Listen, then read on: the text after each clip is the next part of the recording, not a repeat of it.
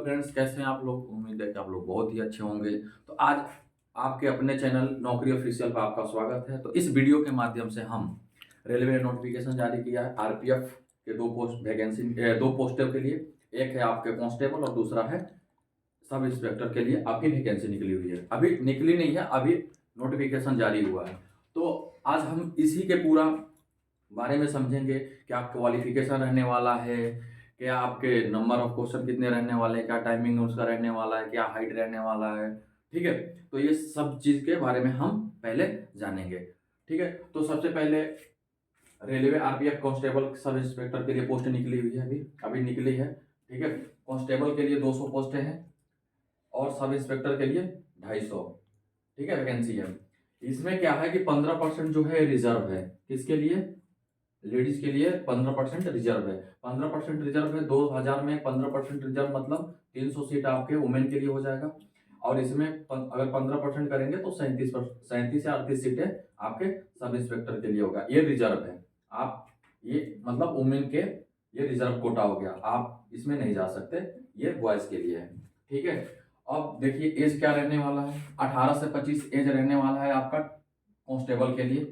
ठीक है, और सब इंस्पेक्टर के लिए 20 से 25 साल रहने वाले हैं। आपके मिनिमम 20 साल होने चाहिए, मैक्सिमम 25 साल। अब क्या इसमें कुछ रूल है, एज रिलैक्सेशन है।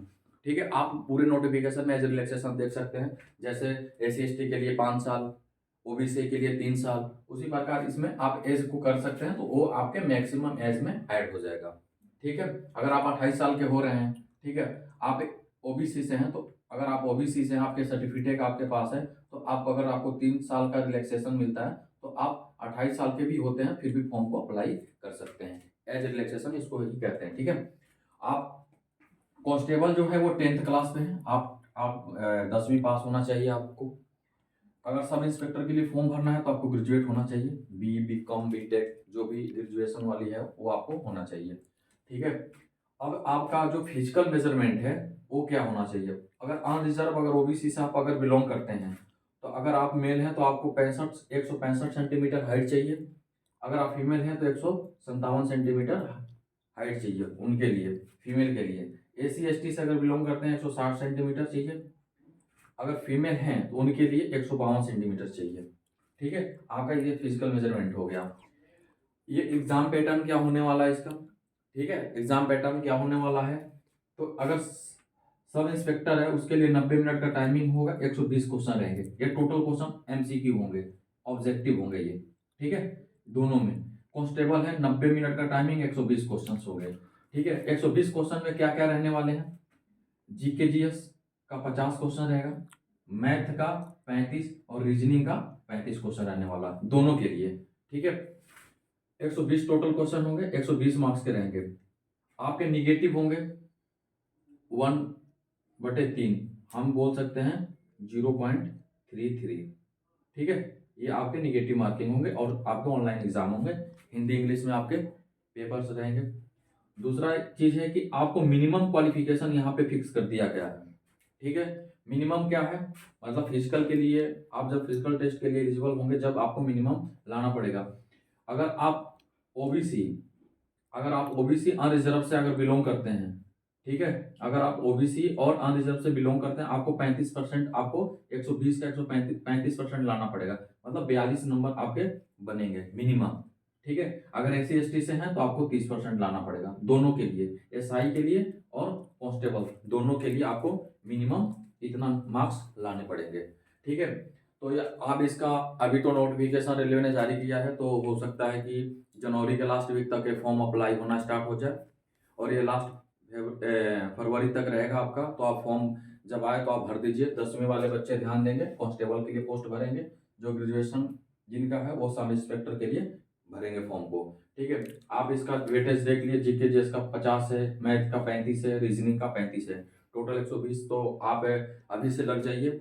जो बच्चे डिफेंस के लिए तैयारी कर रहे थे, जो रेलवे आरपीएफ की बहुत इंतजार कर रहे थे बहुत दिनों से, मेरे को लगता है कि 2018 में बहाली आई थी आरपीएफ के, उसके बाद में 5 साल बाद अब आया, अभी बहाली आया है, वो भी बहुत ही कम है। इतनी बेरोजगारी में आपके टोटल 2250 सीटें हैं दोनों मिला के, इतनी बहुत ही कम होती है। इतनी बड़ी जनसंख्या है, आपने इतने पोस्ट निकाले हैं, तो थोड़ा सोचना चाहिए गवर्नमेंट को भी कि इस पे थोड़ा बच्चे ज़्यादा हैं तो थोड़ा सा वैकेंसी ज़्यादा निकालना चाहिए। रेलवे इतना बड़ा है, आप इतने वैकेंसी निकाल रहे हो, तो चलिए कोई नहीं। सरकार की कुछ ना कुछ खामियां होती हैं, कमियां होती हैं, उसके लिए नहीं देखना है, हमको इसी में फाइट करना है, अपना इसी में नौकरी लेना है। तो आप अच्छे से प्रिपरेशन कीजिए, ठीक है। मुझे विश्वास है कि आप लोग अभी से लगे हैं। आप जितने बच्चे हैं डिफेंस के लिए एसएससी जीडी की फॉर्म भरे होंगे, अभी इसका फॉर्म भर दीजिएगा। तो आप लोग एसएससी जीडी की भी तैयारी कर रहे हैं, तो साथ साथ बहुत सारा वैकेंसी, तो चलिए थोड़ा थोड़ा ही वैकेंसी आ रहा है, लेकिन कुछ ना कुछ तो आ ही रहा है। तो आप लोग लगे रहिए, आप लोग मॉक टेस्ट दीजिए, प्रिपरेशन अच्छे से कीजिए, ठीक है। और बिहार के अभी जो बिहार एसएससी का डेट निकल गया है, मार्च अप्रैल में जो एग्ज़ाम होने वाले हैं, तो आप जो उनकी तैयारी कर रहे हैं, तो ऑल ओवर जो कंपटीशन का तैयारी होता है वो सभी का एक ही होता है। उसमें सारा जीके जैसा आपको पढ़ना ही पड़ेगा, मैथ रीजनिंग पढ़ना ही पड़ेगा, ठीक है। तो किसी में इंग्लिश होता है, किसी में नहीं होता, किसी में हिंदी होता है, किसी में नहीं होता है। तो मुझे उम्मीद है कि आप लोग अच्छे से इसको समझ लिए कि ये रेलवे आरपीएफ कांस्टेबल के लिए क्या क्या होने चाहिए। मैंने ज़्यादा कुछ नहीं, इसमें अभी चेस्ट का भी है कि ठीक है, चेस्ट का है तो आप पूरा देख सकते हैं। मैंने इस वीडियो के माध्यम से बस इतना आपको बता दिया, आप इसको अच्छे से वो कर लीजिए कि ठीक है कि क्या करना है आपको, एग्जाम पैटर्न का रहने वाला क्या है, ठीक है। आप उसको करके आप कीजिए। तो मैं नौकरी ऑफिशियल यूट्यूब चैनल के माध्यम से मैं आपको ये चीज़ बता दिया। तो अगर आपको अच्छा लगे, आपको बढ़िया लगे, तो और ऐसे तो आपको मैं ऐसे प्रकार का वीडियो हमेशा लाते रहूँगा। और इस पे आपको इस वीडियो के माध्यम से भी मैं बहुत सारा चीज़ें तो नहीं बता सकता, लेकिन मैं अलग अलग जैसे और आपको जैसे मैथ है, रीजनिंग है, जीके जीएस है, ठीक है। टेक्निकल से अगर मैं आईटीआई इलेक्ट्रिकल से अगर कोई है तो मैं कोशिश करता हूँ कि उस पर कुछ ना कुछ वीडियो बनाते रहूँ, ठीक है। तो तब हम नेक्स्ट वीडियो में मिलते हैं। धन्यवाद आपका।